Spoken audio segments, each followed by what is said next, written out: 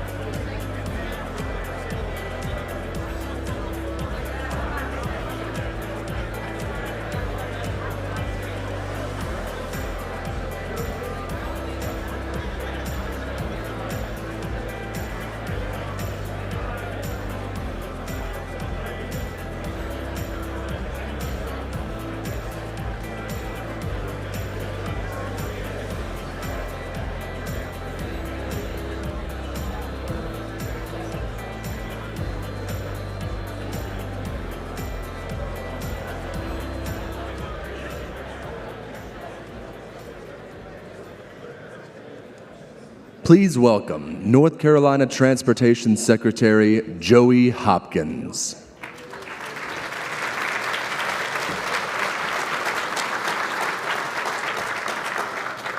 Welcome back to the final portion of the 2024 North Carolina Transportation Summit.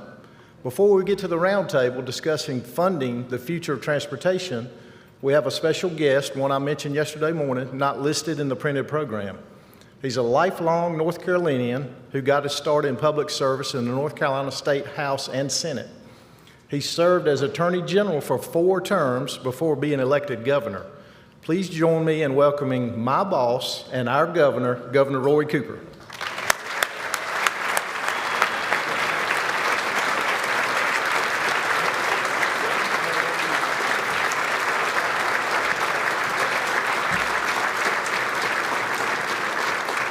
Thank you very much.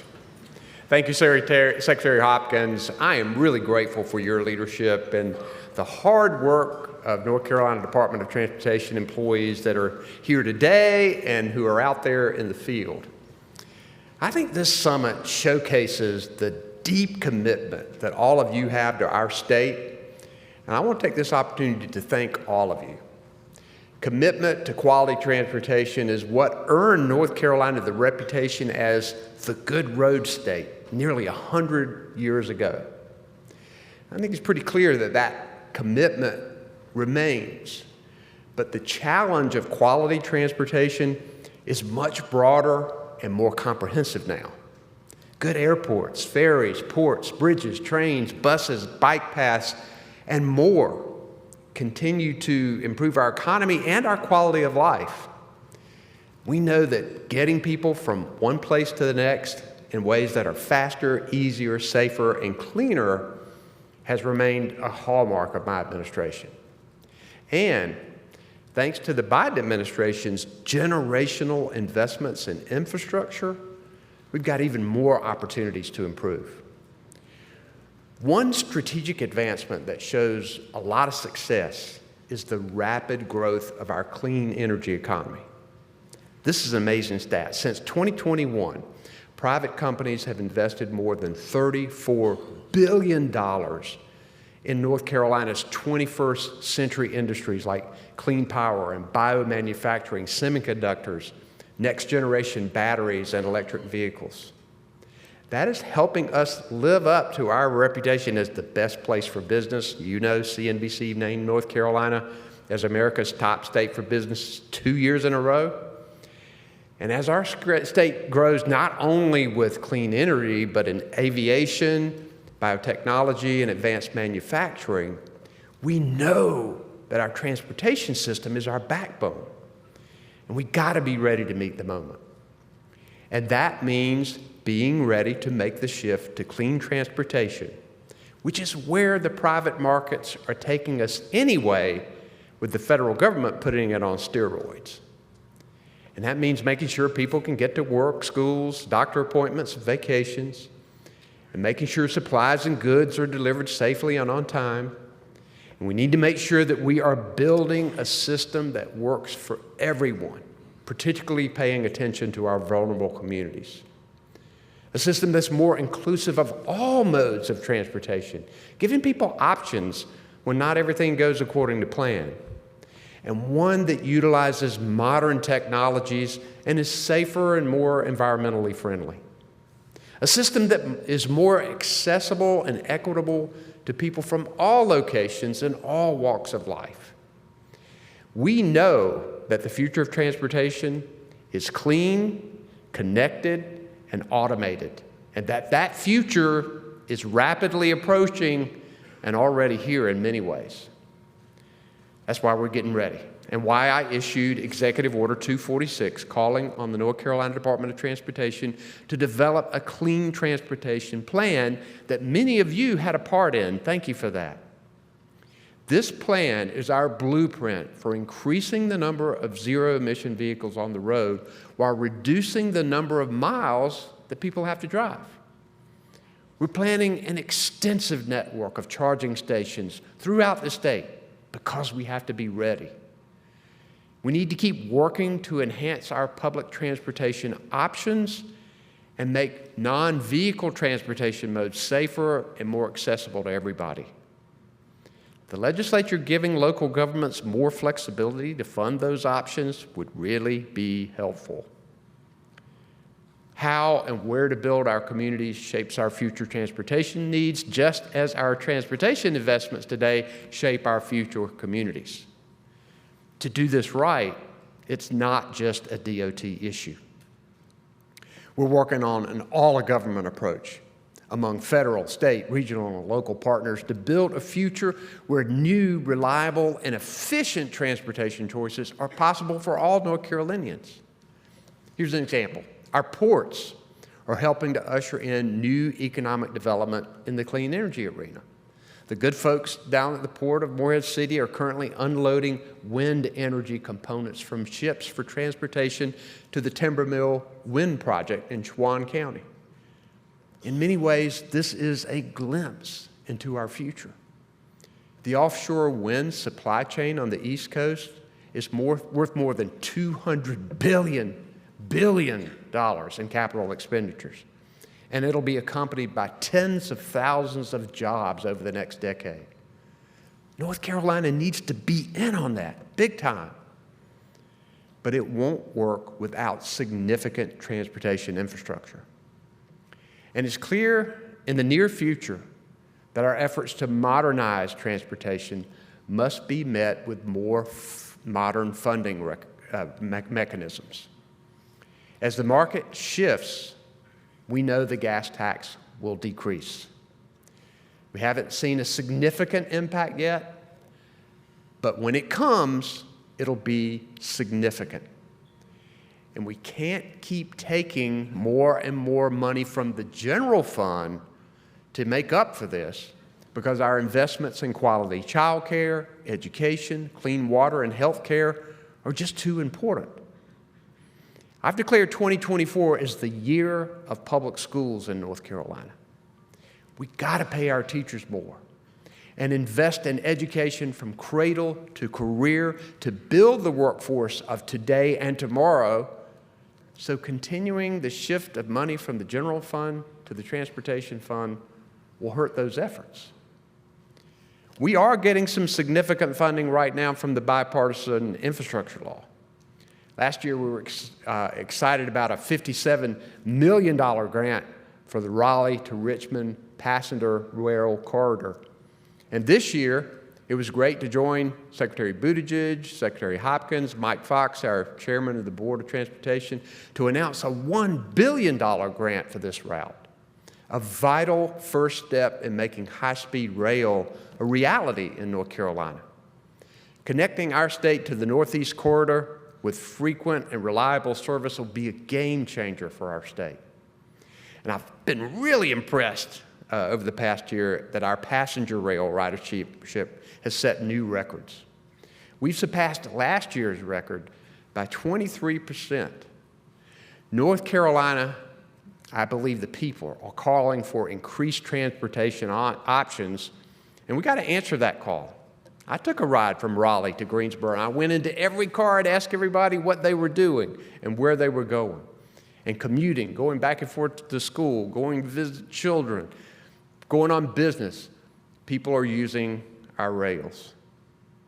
There's a lot more federal funding coming, and we got to continue to compete for all of those federal dollars that we can get, in addition to coming together in a bipartisan way to enact sustainable funding options in the future that fit with the times. You're here because you know the importance of finding new ways to fund transportation for the long haul, while not limiting our potential. We want everybody to have a voice in shaping the transportation system of the future. And that's especially true of you folks in this room. Many of you had great input into our clean transportation plan, and we need your continued advice and expertise as we move into the future. You are the industry leaders. You're the people that make things happen. Your participation is critical at a time when our state faces challenges and exciting opportunities like never before. Let's continue to build this foundation for the future in the right way. Let this be your legacy. Thanks again for letting me join you today and being part of this important conversation Thank you for coming and participating, and let's keep moving North Carolina forward. Thank you very much. Appreciate it.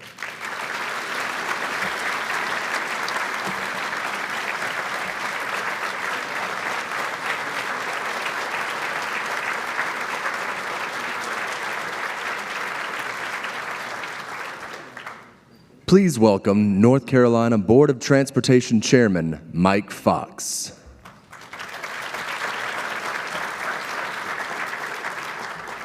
Well, good afternoon and welcome to our final session. It's always hard to follow the governor. He is such a great speaker, but I'm so glad he was able to be here, and particularly in Division 7, my hometown. We are excited about our next panel.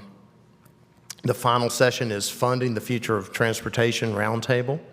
And as all of you in this industry know, you can have a lot of plans, but if you don't have any money to execute them, then it's a lot of wasted effort. So before we get to the panel discussion, I'd like to remind you just a few things. While this is our last hour together, don't forget, if you post to social media, please use the hashtag NCTransport2024. This will help keep all the summit-related posts together and easily searchable, and help others find your posts as well. I want to give a final great thanks to our co-hosts for this summit, NC Go and the NC Chamber of Commerce, and thank you again for our sponsors who helped make this event successful. I know we're not quite done here, but I think the past 2 days has given us a lot to think about and talk about with each other, and this session is no different. Disruptions that come with innovation, electric vehicles, automated and connected technologies are all bringing significant changes to the transportation industry. And we know this firsthand in North Carolina. You've seen examples of that in many of our sessions today. Our economy is beginning to be impacted in a significant way by investments in EV technology, such as the new Toyota battery facility near Greensboro, the VinFast project near Sanford, and the Wolf Speed project in Chatham County as well. These are investments that will bring thousands of new jobs to North Carolina and promote our state's clean transportation future.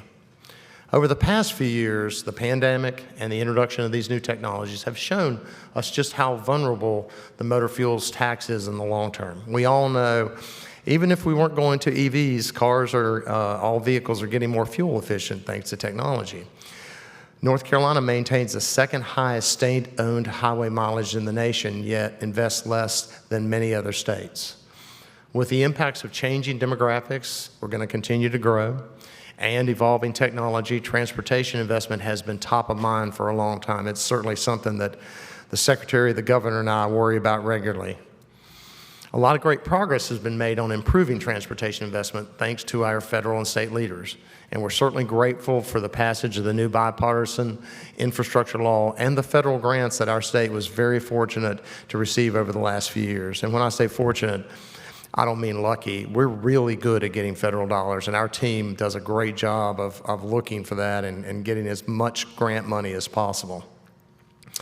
And now we have a provision dedicating a portion of the state's sales tax revenue to fund transportation projects. That's the taxes on the things related to your automobile, your repairs, et cetera. And while these are big steps toward modernizing transportation funding in North Carolina, we know there's much more work to be done to keep up with the growing needs of our state. And that's why having this conversation that you're about to hear is important.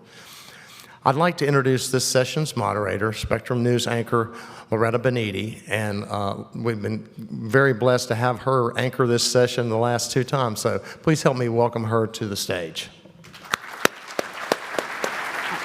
Yeah, thank you. Well, I'm excited to be here again this year. I always like to say we save the best for last. So thanks to everybody for sticking around for the last session. We've had a lot of great sessions and conversations.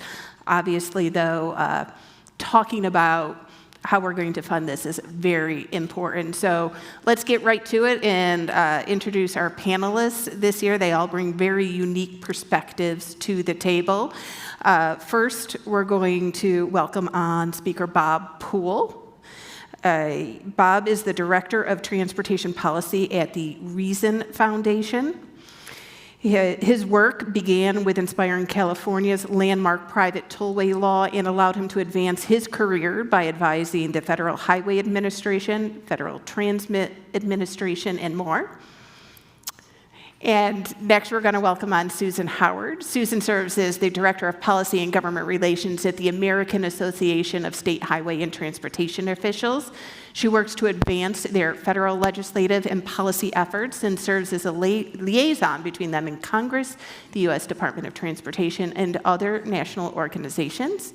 And finally, our last panelist is Carolyn Kramer-Simmons. Carolyn is the Senior Director of State Funding Policy with the American Road and Transportation Builders Association. With her work, she tracks and analyzes state transportation investment legislation and ballot initiatives, as well as reports on funding methods and trends. And I believe with that brief introduction, we can get right into this because there's certainly a lot to talk about. I think perhaps the first question that we should ask is, listen, North Carolina, we talk about this all the time, how we are such a rapidly growing state. We're constantly having to provide transportation for so many folks, and then it's always so many more folks. Plus, our demographics are changing kind of in the state. We're a little bit of an aging state as well. Folks like to come here to retire. So let's just dive right in here with some of your advice for our leaders about how they should be looking at transportation funding into the future. And Bob, we can start with you. Well, I think one of the most important things to look at in a longer-term view is that the fuel tax is starting to decline, and it's going to continue declining as we move toward electrification. So it's really important for a state with so many miles of highway to start seriously planning for replacing the fuel tax, phasing out the fuel tax, phasing in a mileage charge that is being experimented with in quite a few states now. Well, thanks so much for having me. I appreciate the opportunity to be here.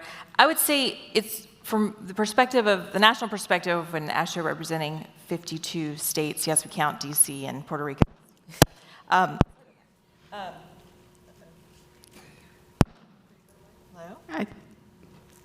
Working? Oh, they're coming with another microphone for you. I think because I put it on my hip, it might be a little wonky. Okay. Turn your other one off. Okay, thank you so much. Sorry about that. So I think it's important for North Carolina to look for solutions that work for North Carolina. If you look across the country, there's no one magic formula to coming up with sustainable revenue. So you want to look for revenue sources that become more diverse and flexible as you go to meet the changing demographics that you face in the state. And when we talk about sustainability of existing resources, looking at things like variable tax fuel rates, looking to the future needs, looking at EVs and other lower emission vehicles, and how your current structure of funding transportation can be more resilient for those factors. And then flexibility and diversification. I think that's a huge one. Just about every state has a menu of options that they use. No single one of them can probably replace the gas tax, except for probably a vehicle miles charge. But in the current state of affairs, many states are looking at multiple options and a whole menu of resources to fund their transportation systems. Wow. We'll dig into some of that as we go along. You guys are hard to follow.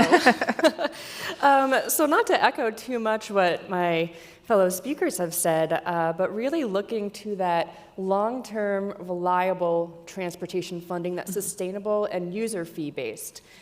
So when we look at taxes and fees that really resonate with the population, that really supported, it's those taxes and fees that they understand.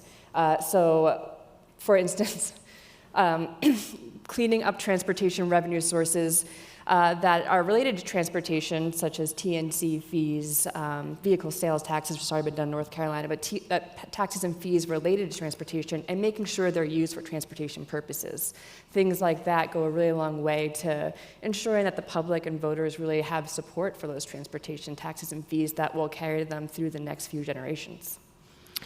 Susan, when we look at the changing of how transportation money is going to be collected in these user fees, things like this, are we seeing trends with how states are leaning towards doing this?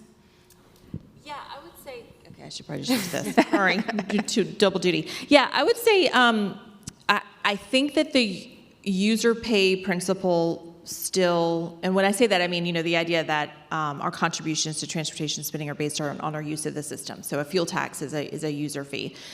Looking to expand kind of that definition and that base of users, so things like goods movement taxes and freight fees, as Carolyn mentioned, transportation network company, Ubers and Lyfts, those sorts of things.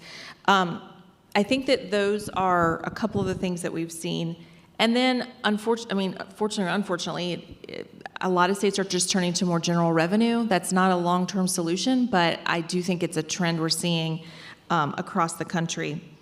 Either a general sales tax infusion or a transfer of general fund revenue, where we've done our best to sort of stay away from the volatility, perhaps, of relying on general fund revenue, but it's sort of we're facing volatility in other areas, so it makes it a kind of a trade-off that has to be made. And I'm sure we'll talk a little bit more about road usage charging, but there are a number of states that have, in just the past few years, adopted some sort of road usage charge and have it operational. So Oregon was the leader on that, but now Utah, Virginia, and Hawaii all have that, and many, many other states are piloting it in different phases. So I think the general trend is probably expanding the user fee base and looking to alternatives that might be more sustainable over time. Carolyn, the miles traveled thing, that comes up so often in the conversation about that. Have any states at this point gotten it right? Like, is it working for them? So we have 4 states that have live programs. Oregon is the oldest road usage charge program, followed by Utah, and then my home state of Virginia, and then Hawaii, which will debut next year, but the legislation's been approved. And there's a lot of differences between the states. Some things that they have tested that have been proven to work are how the miles are collected, either through GPS or through odometer readings. We've proven that can be reliably collected, that it can be collected through private companies or through the government. We know that it can make revenue. There are still some questions for me, and I think for others, like scalability, how to deal with evasion in the future. But we are seeing these programs, which are all currently voluntary. So everybody participating in these 4 programs are volunteers. But Hawaii had in their legislation a requirement that will make it mandatory for state residents in the future. Now, Hawaii does have an unfair advantage there, no interstate travel. Right. So a little bit of an unfair advantage, but they do have that requirement going forward, and some of the other existing programs have also talked about making that mandatory. And I think that's going to be an interesting test. Once residents are required to participate in the program, what is the response, what is the collection, what's the evasion look like, things like that. Bob, when we have a state here like North Carolina that has so many roads, and you start talking about using fees or using the mileage, does it get more complicated? In a way it does. I mean, the easiest things to charge for would be limited access highways, the interstates and freeways. And I've recommended for the last several years, that's probably where a state should start. Not with the type of vehicle, but with the type of roads. Mm-hmm. And do the easy case first. And, though very important to building political credibility, give refunds of the state for every freeway that's converted to per mile charge, give refunds of the state fuel tax for those miles traveled, so it's not double taxation, so people don't say this is a disguised tax increase. Now, obviously, you need to, when we implement mileage-based fees, there needs to be built in my view, a cost of CPI or some other inflation adjustment, so it doesn't have to be fought over. Your electric bill doesn't get fought over in the legislature. It goes up according to the costs of providing the service, and we need to get that mentality into highway funding, in my view. We can talk about state funding, but let's also tackle the congressional issue, federal funding coming down. Obviously, the reauthorization bill under discussion. I'll start with you on this one, Caroline. When we look at the reauthorization bill, what should the states be paying attention to that's being debated in that? Well, first off, I mean, states should already be preparing for the next reauthorization. I know we're still a few years off, but the groundwork starts now for preparing for the reauthorization and figuring out what each state is looking for. One thing that I think is really important to see coming from the federal side is addressing the revenue. So the last federal gas tax increase was 1993. I believe every single state has raised their gas tax since then. 1993, a flat tax, that isn't the same purchasing power today. So the Highway Trust Fund's really been relying on those general fund transfers that isn't really sustainable in the long term. What you really want to see is the taxes and fees going into the Highway Trust Fund meet the needs. So looking at those different revenue streams and possible other revenue streams, so there isn't a way for the federal government to collect any taxes or fees on electric vehicles currently. North Carolina, of course, has the electric and plug-in hybrid fee. 37 states have passed an electric vehicle fee. It's important, especially with the push to increase electric vehicle consumption, that there needs to be some sort of tax or fee to make up for that lost revenue. The federal government hasn't done that yet. So that's really an important question that they need to answer in this next bill. Bob, I'll ask you the same question, because obviously there's so many different things to be paying attention to in this. Well, one thing that Congress could do, and I think it would make a big difference over time, is to end the remaining restrictions on tolling on interstate highway system. I mean, we've had 5 states have done big studies of the potential of toll revenue to finance the reconstruction and modernization of a state's interstate system.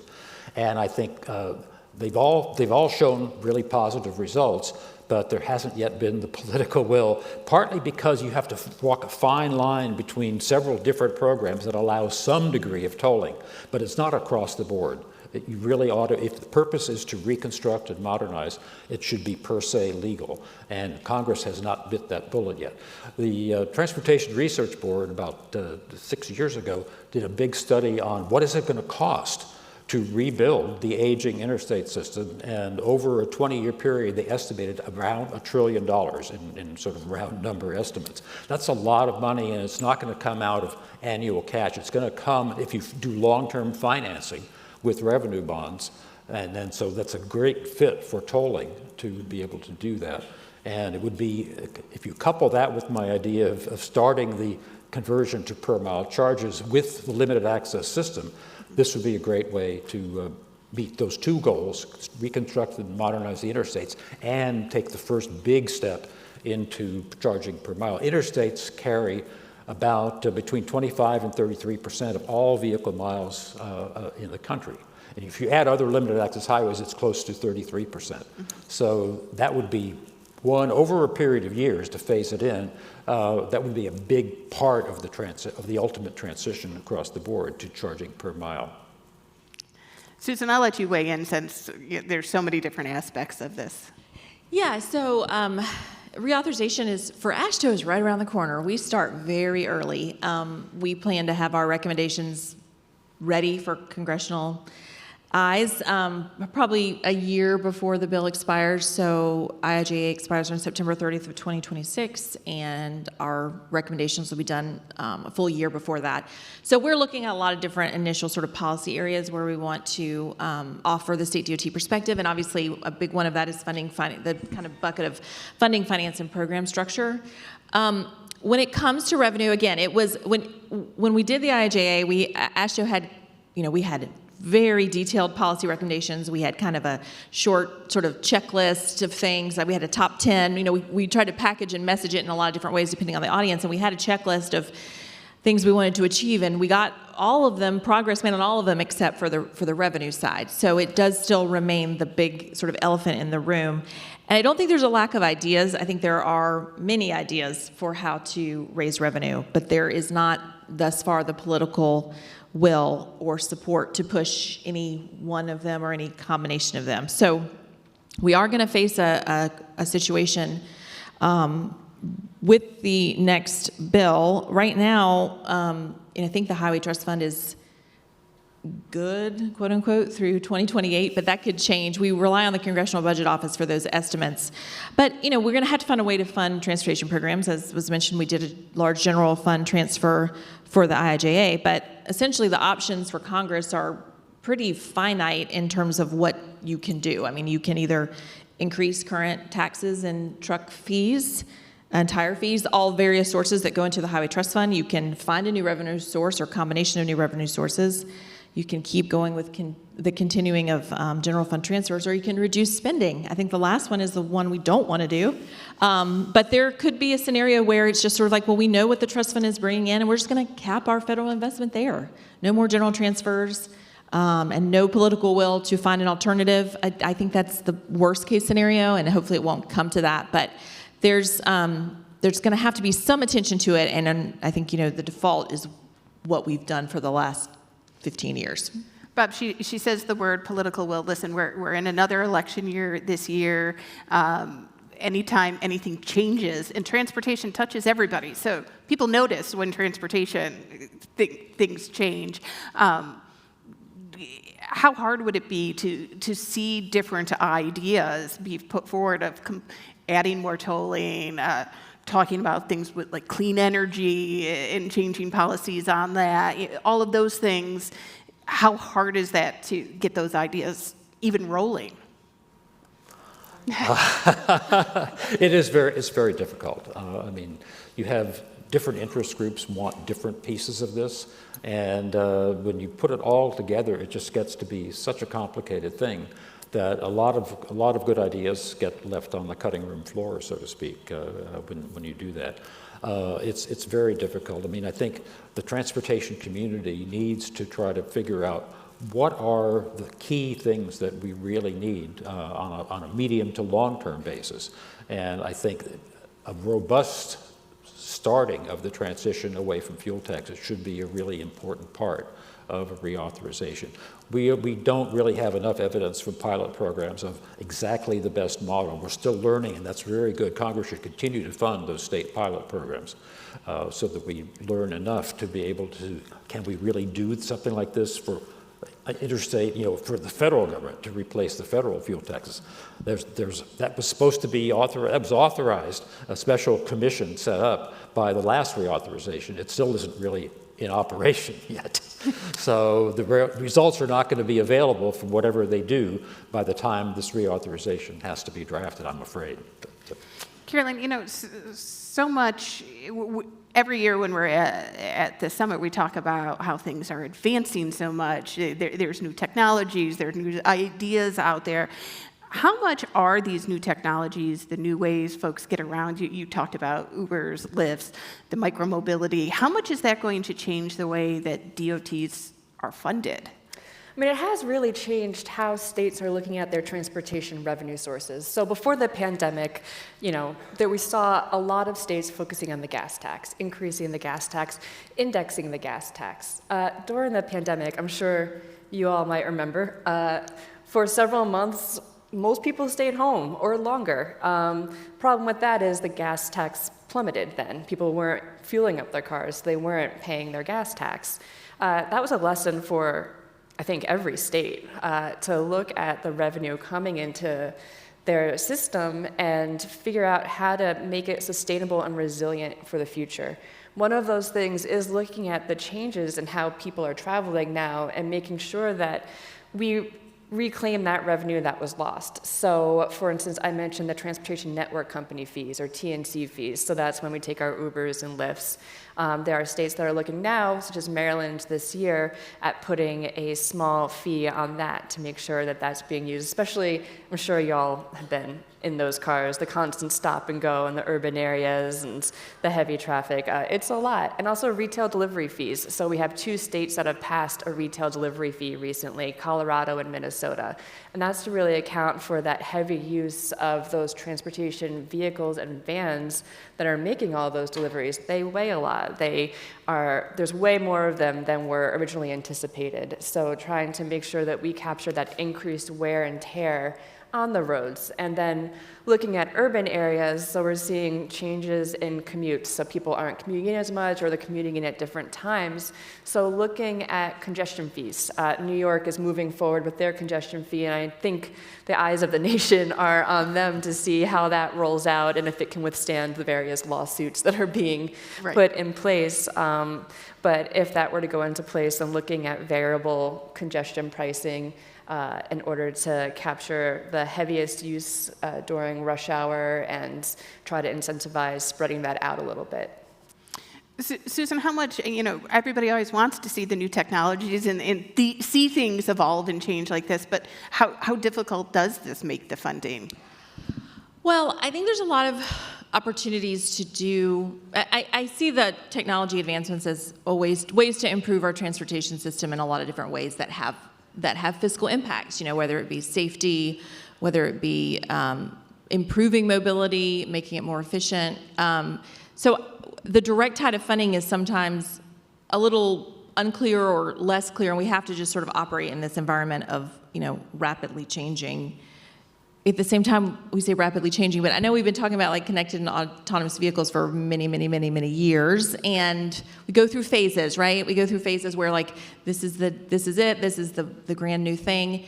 One area where I do see some interest, and it really is a jurisdictional issue too between states and their local partners, is sort of on the new mobility. Your e-scooters, your delivery by robots, your parking. Dynamic parking. So we have, AASHTO has been working with the Transportation Research Board National Cooperative Highway Research Program on some research on that, because I do think that that's a tool in the toolbox that people want to understand and figure out if there's a way to leverage that. Looking at the newer uses of our network and see if there's a way to tie that use to revenue sources. And that's a technology challenge as well as sort of a mindset change for how we've done this traditionally. Mindset change is always easy.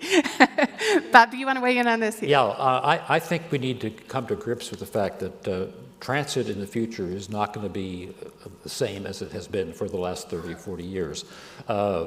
National figures just that I've seen from, I think, either 2022 or 2023 show that the fraction of trips made on transit post-pandemic is about half what it was 10 or 15 years ago.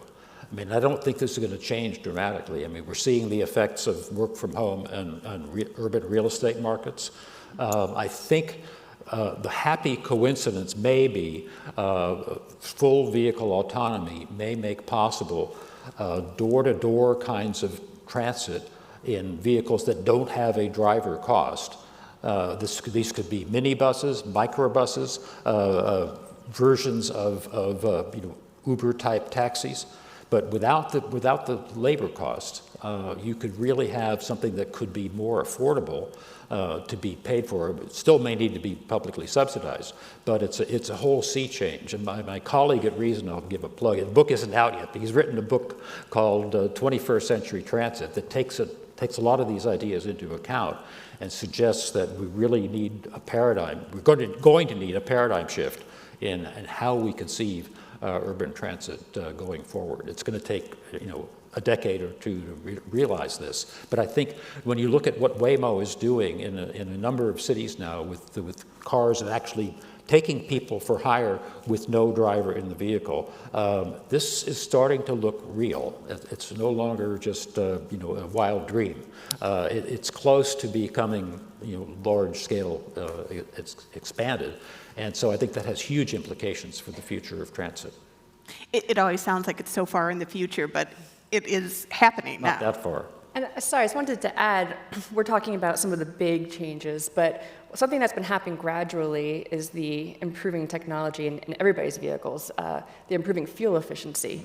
So I'm not going to ask for a show of hands, there's too many of you guys in this room, but there aren't many states that have really grappled with that increasing fuel efficiency of the overall passenger fleet. Really, Virginia, I think, is probably the one that stands out as the state that is really looking at trying to evaluate that lost revenue. So in Virginia, they define a fuel-efficient vehicle as 25 miles per gallon or better. I think most of us in this room probably have a vehicle that would qualify for that. So when you have a vehicle that has such improved fuel efficiency and that improvement overall, that's where we're really seeing that loss of transportation revenue coming in. That's where the real gap is happening right now. There's future gaps, future concerns with electric vehicles, but the fuel efficiency question is a real problem currently. I think that when you're looking at the midterm solutions, that's something that really needs to be evaluated. And so in Virginia, they did that highway use fee. I bored my fellow speakers earlier by pulling out the numbers. But in Virginia, so they, again, defined as 25 miles per gallon or better. And then if you have that vehicle, they did a calculation based off of, and I won't pull out the numbers for you guys too, because the calculation is something else. But they calculate the exact loss of revenue of what you would have paid in the fuel tax if you drove an average ICE fuel-efficient vehicle. They said it was 23.7 miles per gallon. So they take that lost revenue, they take 85% of that number, give you your individual number, and you pay that annually. And that, I mean, I think is just really smart. It's that midterm solution as we look for the long-term solutions of maybe road usage charges, maybe expanded tolling, exploring, testing those options, and finding that short-term solution to make sure that transportation revenue is reliable during that bridge. We touched on this earlier. I want to talk about this North Carolina specific, because we talk about how many roads we have. We're the second largest government-maintained road network in the country, but only a quarter of these roads qualify for federal funding. We talked about how the state is growing, so listen, people aren't switching over to these new transit ideas just yet in full. So how do we let alone maintain our current infrastructure, prepare ourselves for the future when we are such a road-heavy state? Who wants to take it first? I'll give it a shot. I think if you take, let's say, a 20-year view of this, the idea that we can depend on big new programs from the federal government, funded out of general revenue, which means borrowing from our grandchildren, as a longer-term solution, I think is really misguided. I think a wiser thing would be for a state like North Carolina to start building more self-help so that it does not depend on whatever happens with the federal government as it faces ratings downgrade on treasury bonds and things. 2 of the 3 rating agencies have already done that. We have a crisis coming with the Medicare and Social Security running out of money within less than 10 years. And that's going to have to be addressed somehow, and it's not going to be addressed by spending more federal borrowed money on highways, I don't think. We really need to take these larger realities into account. So a robust replacement funding system for North Carolina, a self-help system, I mean, obviously it's going to cost more if you're not depending on lots of money, lots of unexpected money coming in from Washington.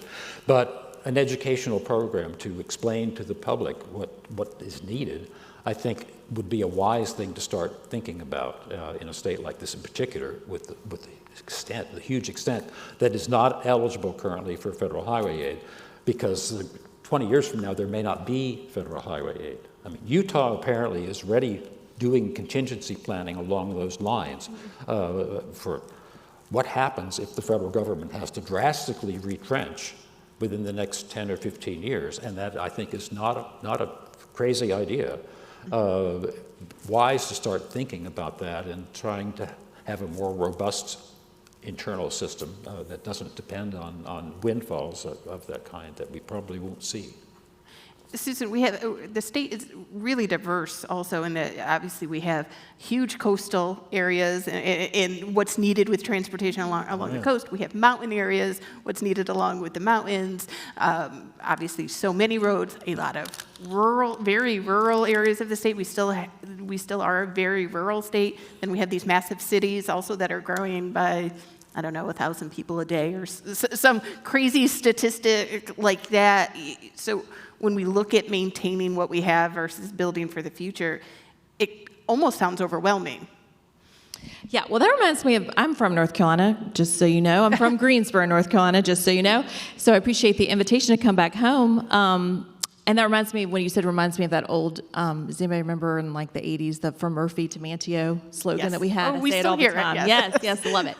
So it's a wonderful state. I think that really, I would echo what was said earlier about maximizing the state flexibility that you have. When I worked for North Carolina DOT years and years and years ago, you guys had a formula for rural versus urban areas, and then we modernized it. I remember it being very fraught when it did exist. So you're always going to have those conflicts of where you have population growth that really want to do advanced modernizing sorts of things, and then where you have your aging infrastructure where it has to be maintained, or you're meeting just the needs of a different sort of population. I would agree with what Bob said in terms of not relying on the federal government too much. Every state's different. I mean, in terms of their makeup of like federal revenue versus state revenue. And I think that, of course, every state also does revenue forecasting, like you were mentioning with Utah, and what assumptions you make when you're doing that revenue forecasting. And I know North Carolina does very robust projections of what to expect. So I think you have to start looking at the state funding sort of being the base, and how you reconcile what can you possibly do at the local level or the regional level. How do you divide these resources among the very different needs, as you mentioned, of the state? And so I think as flexible as your state program can be, and as much as you can leverage your state program to bring in federal additional dollars, is the kind of mindset to take. Carolyn, she mentioned local governments. How should our state leaders be maximizing what the local governments can be doing to fund multimodal transportation? So part of my role is tracking ballot measures. So North Carolina I had to pull up the numbers to make sure I had it correct, and then I had to double check the percent because, my goodness, guys. So we've tracked 29 local ballot measures in North Carolina since 2013, which is not a huge number in and of itself, but 97% of those measures were approved. Oh my God. That, I think, is the highest out of the entire country. So congratulations, guys. The voters really understand what y'all are doing. And that was $2.1 billion approved total. So not a huge amount when you're looking back over since 2013, but it does make a difference. My big caveat there is that that's great, but as we all know, the roads don't stop where the county or city line ends. And for the transportation infrastructure to be reliable, to be desirable, it has to go from port to port and be usable. So while it's great to give the locals the ability to raise that revenue, you need to look at the overall picture. And when it comes down to when you give some locals the ability, is that some locals then can raise the revenue and then some can't. And that breaks up that transportation infrastructure network. So looking at the state overall, and then of course looking at the nation overall, again, the goal is port to port. You want to be able to move the goods and services and people from one end to the other and not have them take an hour-long detour to get around a posted bridge or to blow out their tire on giant regular potholes. So looking at the system overall, not just breaking it down into just local areas. Bob, what do you think about the local funding of? Well, I was going to mention that. I think I've spent many years of my career in California, and almost all the urban areas, from medium to large, are now called self-help cities or counties.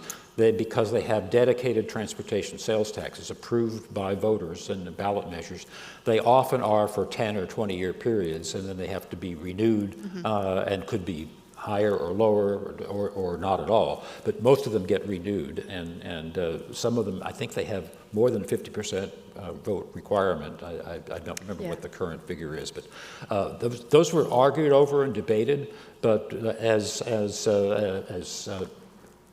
Carolyn said, they have a very high track record of getting voter approval. The large majority of them get approved.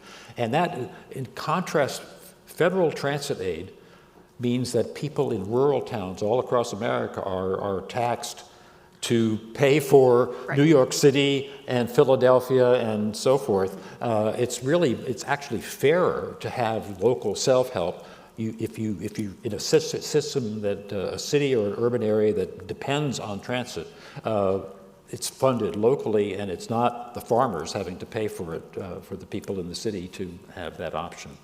Susan, when we talk about people being willing to pay that extra money when we're on these ballot initiatives, I talked to a couple local elected officials earlier today, and they said, listen, this is what people come up to me on the street and talk about, is when there's a pothole, when there's a problem with the road. Is it just more tangible for that average folks out there to understand? I guess it must be. I mean, everybody interfaces with transportation in some way, shape, or form, usually in their daily life, but there's a lot of other services and goods that we do as well. What I think is different is transportation is so uniquely funded that most Americans do not understand that. That's very true. I think if we in the past, ASHTO has done some sort of like man on the street interviews where we've asked people like, how much do you think you pay in the gas tax each year? And they're like, oh, I don't know, maybe $600. Right. Nowhere near that. Nowhere near that. So I think there's just a lack of, and this has been one of the challenges I think with RUC as well, is sort of our gas tax is invisible to the consumer. You do not get a printout at the gas station that says you paid $50 to fill up your tank, and this much goes to the North Carolina, state gas tax, and this much goes to the federal government. So I think it is a very real, tangible issue for people's daily lives and their commutes and their, access and getting to the places they need to get, but it doesn't necessarily tie to the overall, perception of what goods and services you pay for. So I think that has been a challenge, and we've been very lucky in some ways to have dedicated revenue through a user fee that no one can see. But at the same time, when you start talking about changing it, you're like, nobody can see. It's a downside at the same time. So I was to build off of what Susan just said, and I'm sorry, forgive me if you've heard me speak about this before, but this is my go-to anecdote. So I have 2 kids, and I am on Facebook, so I'm in the worst part of the internet, the Facebook mom groups, the local Facebook mom groups where everybody has a complaint. And in Virginia, we pay a personal property tax on our vehicle, and it is very expensive, and it's a line item when you register every year, so we all see it. And so when it was in 2020, it was the pandemic, everybody was already stressed, these groups were ugly. And we had passed a gas tax increase. And so somebody in the group asked, well, I just paid my personal property tax. I already paid hundreds of dollars into the system. How could you ask me to pay more for my gas tax? That personal property tax does not go to your transportation system. That personal property tax goes to your local municipality general funds. And so there's one of the problems that it comes down to. Like I mentioned earlier, cleaning up your taxes and fees. If it's transportation related, put it to transportation purposes. Because otherwise, when you come back and ask for a visible tax or fee increase, you're going to get some pushback because people don't understand what they're paying into the system, how little they're paying into the system, and how much more is really needed. Mm-hmm. Yeah, I think the not understanding part is evident that folks aren't exactly sure how that road is getting paid for. They don't know who the road belongs to, and they don't care. I mean, honestly. So when they go to their local government official and they have to explain the difference between a state-maintained road and a federally funded road, it's like, it doesn't matter to the average citizen. We're all in this together. But we do get in our jurisdictional squabbles sometimes that, can hurt that. Sure. Okay, Bob, let me ask you this question. Are there some success stories for project delivery that we've seen in other states that you think might work here in North Carolina? Yes, long-term public-private partnerships that rely on direct user fees, a toll of some kind, have been big success in Texas, Virginia, Florida, and coming up soon in Tennessee, and one project here in North Carolina, the I-77 North, which was very controversial when it was proposed, and a lot of people thought it wouldn't work, and it now, I think, has gained public esteem in general because it really does work. It really saves people time and trouble on their trips, and sometimes it's worth paying to bypass the congestion, all kinds of personal reasons people have. So I think more of that would be a really good idea. It builds in long-term stewardship of the road assets that are paid for that way. These are not flash-in-the-pan types of things. They're 40, 50, 60-year things where the state DOT is the public partner, which is basically, it's the regulator of the performance of the private provider. And the private provider in these projects, if they're funded by the user fee revenues, takes the risk of there not being enough revenue. They take the risk of cost overruns. There's no recourse to the taxpayers. And yet, if you do a mega project, let's say a $2 billion project, and the state may, on average, would put in 10 or 15% of the cost, the rest would be raised by the P3 entity with equity from investment funds and revenue bonds that are rated by the rating agencies. And the good news around the country, folks, is that the express toll lane projects similar to I-77 North that have been produced this way, there's about 12 or 14 of them, all have investment-grade revenue bond ratings. That means that they have passed a market test of really being good value for the money, that the bond buyers can rely on, that they're going to get paid even through the pandemic. The bond buyers got, because there were reserve accounts built into the structure, and the bond buyers didn't have missed payments or anything. And this is non-recourse financing. As I said, it's very important for people to understand. These are not government bonds backed by the taxpayers of North Carolina. They're backed by the investors, people who purchase the bonds and people who risk investing equity in these things. And so this is a mechanism that could be used. It doesn't work for small projects. It works for mega projects. So if you're going to do a $2 billion bridge replacement or add express lanes to another corridor that costs $2 or $3 billion, this is an ideal mechanism because it doesn't deplete the North Carolina DOT's budget by putting all that money into one project. If they only put in 10% of a mega project, all the rest of that money is available all around the state for all these other huge amounts of highways that the DOT is responsible for. So this is something that really could be used a lot more here. Caroline, do you see, are there projects that you're seeing in other states that you think could work here in North Carolina? Oh, I think Bob had a pretty good answer to that one. I'm going to defer to him on that. I'll let you weigh in also. Sure. Yeah. No, I would just say there are North Carolina is very. You all are very sophisticated. I promise I'm not just kissing up. In terms of your use of the federal aid tools that you can use now, things like advanced construction, which again we're getting real nerdy here, but there's a lot of things you can leverage within your federal program to make the best use of your dollars. And if you have a steady state stream, you can do even more. I think that in terms of looking at big legislative packages that were unique, I think Colorado and Minnesota recently, as Carolyn mentioned, and then Tennessee too, which is demographically not dissimilar from North Carolina in many ways, and they focused a lot of attention on their big three mega regions, and did some innovative things there for raising revenue specifically for the Knoxville region, the Nashville region, and the Memphis region. So I think there's a lot out there, and one of the things that the AASHTO does is collect these best practices and share information. So if basically there's any idea that's been tested anywhere in the country, we can dig into it and see how it works and if it would work. But as we said, a lot of these things are somewhat around the margins, and they all come as a whole package together. And usually with these big state initiatives, they also include a gasoline tax increase. Like that's kind of the base, and then you also do other stuff to try to keep things a little more sustainable. So I want to take this opportunity before we run out of time. If anybody in the audience has any questions for these folks, a hand immediately. Go. We'll go ahead and do that. I understand that you said that transportation is going to change. It's not going to be like 40 years ago. It's understandable, and everybody knows it, we feel it. But what we don't know probably how it's going to move forward, how it's going to be. And let me give you an example.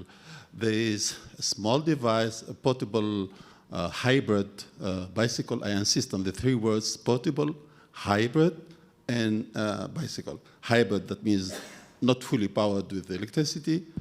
And this is a device that can change the whole thing, can be a really game changer, because coupled with any public transportation, any shared publication, makes people take those public transportation systems. And for example, the person can take this device, this small device, anywhere from home to the office, and can reach the office very quickly. If this is provided, and if this is really something that would be encouraged, do you think that this is possible, or there is some other blocking things that will not allow this to happen? What do you think? Who wants to take this? Well, I will raise a point that I think is very important for people looking at large urban areas, and that is there's all kinds of economic research that says the economic productivity of a large metro area is increased if more employers and employees can make the best matches possible. And that means you want to have, spread out through the whole metro area, speedy trips as much as you can. And smaller vehicles can be fine for local sorts of trips, but in a metro area wide trip system, you really need to have high speed available. And the evidence is growing overwhelmingly that this is the case. So the idea of 15-minute cities is really kind of a pipe dream, and if it were ever possible to implement in a big way, it would lower the productivity of those metro areas that did it. So yeah, there are niche markets for low intensity, low energy, short trip devices. There's a part of a system. But for the overall productivity of the metro area, you really need fast, reliable, longer distance from anywhere to anywhere. And that's the road network, if it can be less congested, is a way to do that. And I think a network of express toll lanes is a way to enable buses as well as personal vehicles to more easily get from any point to any other point in the overall metro area. Okay. Is there anybody else? Over here. I think you're behind the podium for me. Yeah. My question is related to electric charging. Are you familiar with jurisdictions piloting or rolling out kilowatt-hour base taxes as a way to finance sort of an alternate to the gas tax? I'm not sure, or as a funding option? So, yes.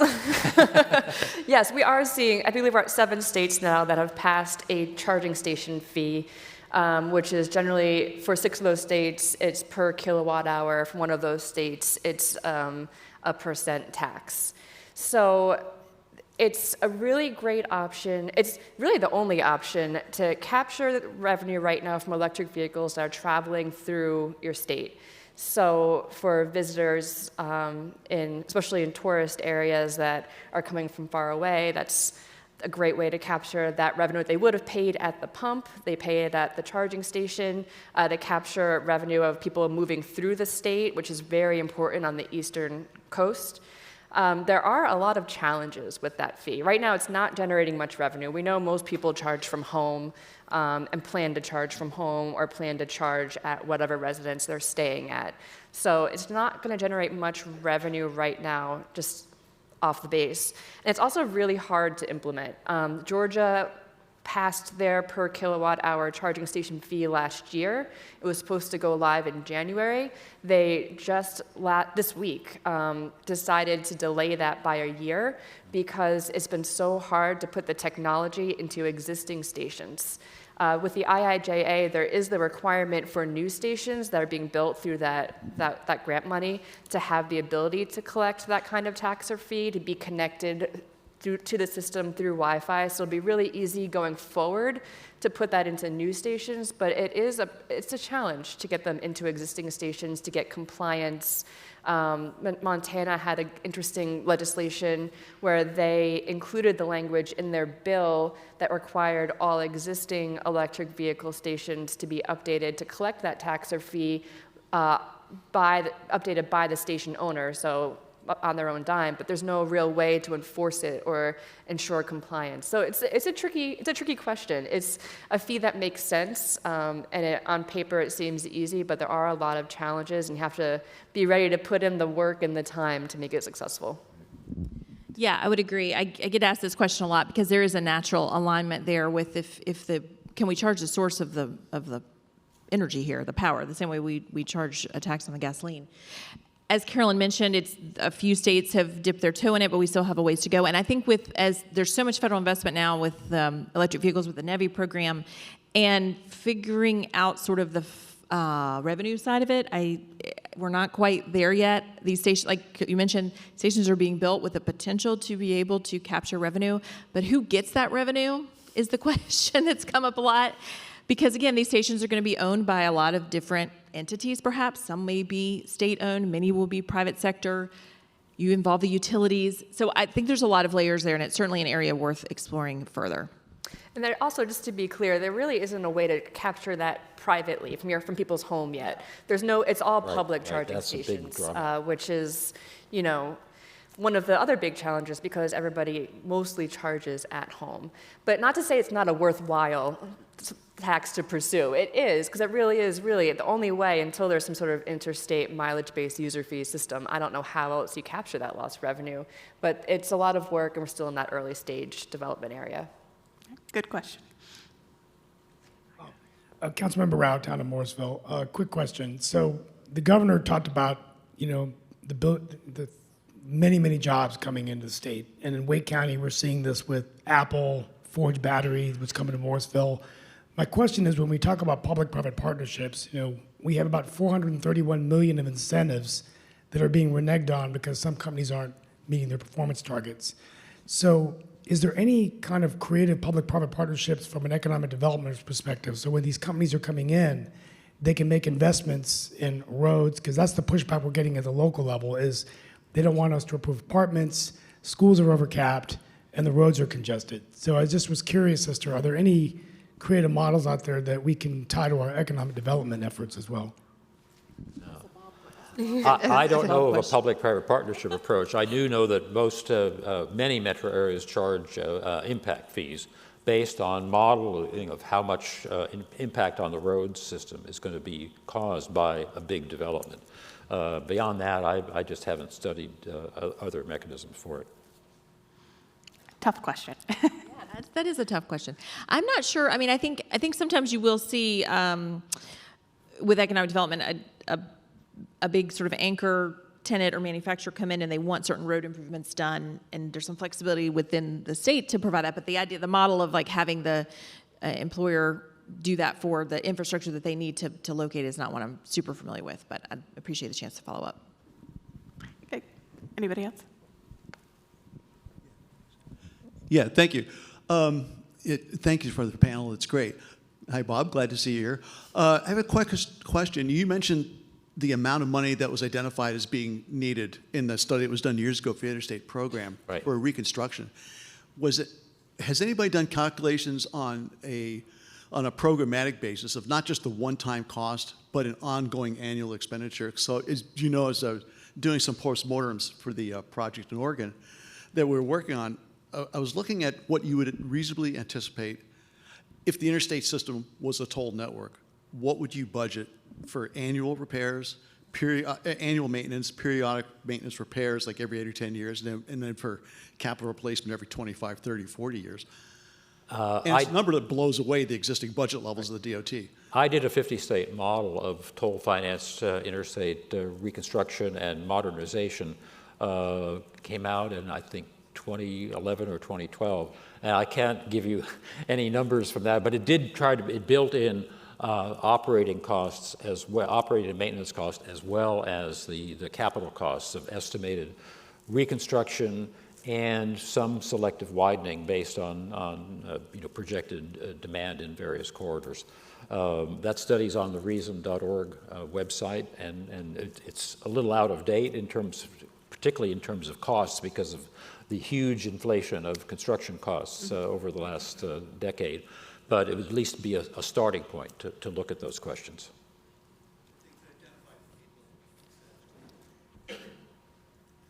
Okay. Is there anybody else?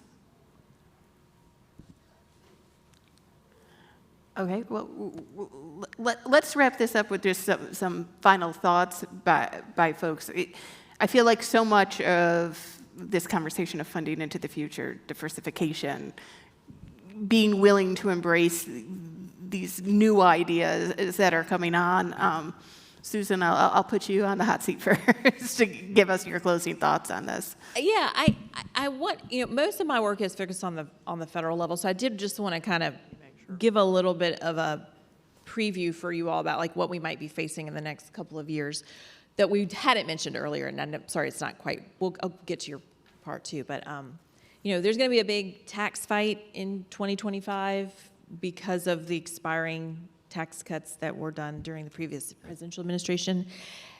I worry about that because I don't think that opens a lot of breathing room for discussion about revenue at the federal level. So I would keep my eye on that.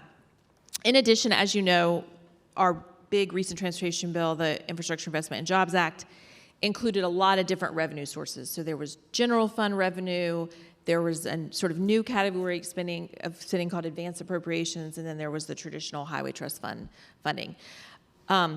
So as I mentioned earlier, it looks like the highway trust fund balance is going to be good until fiscal year 2028, but those advanced appropriations expire on September 30th of 2026.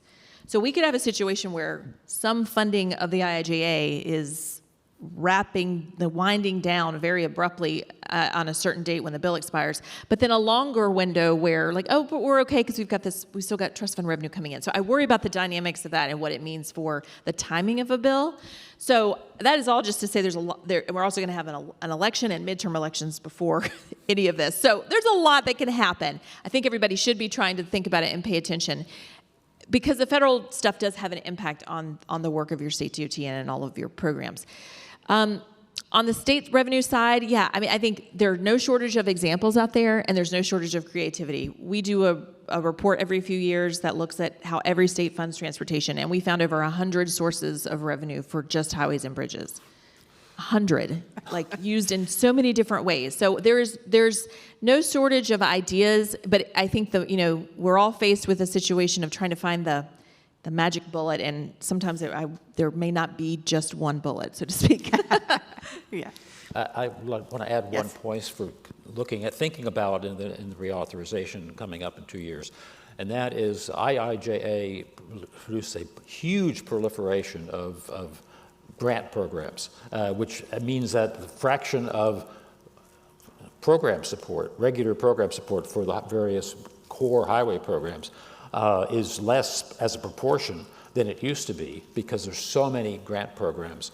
And this has put a real burden on staff in smaller cities.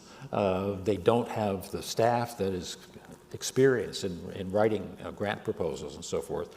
And so a lot of that money is not actually getting spent very rapidly. Plus, again, the less money in the regular mainstream highway programs is not what it could have been given the total amount.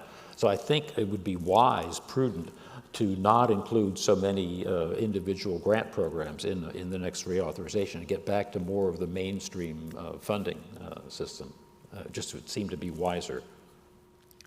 Caroline, final thoughts? Yes, so just my takeaways for all states is breaking it down into 3 steps, looking at your short-term funding needs. So that's looking at the existing taxes and fees coming in and saying, does it make sense, the tax that's coming in, what it's being used for? If it's a transportation-related tax or fee, it should be going to transportation-related purposes.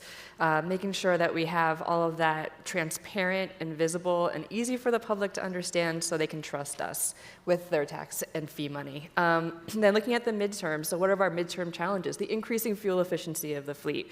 That's happening, it's happening now, it's impacting budgets now. So we need to be looking at making sure that we have that problem solved.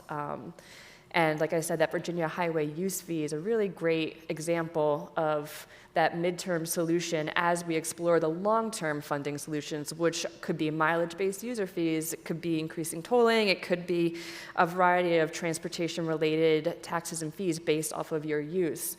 So it's kind of that complicated multi-step solution that we all, states and federal government, need to be looking towards.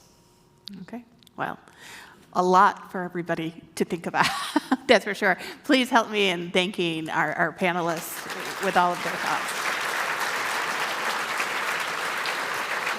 And that will close this out. I'd like to ask the DOT CEO, Chris Peoples, to join us on stage to close us out from the summit.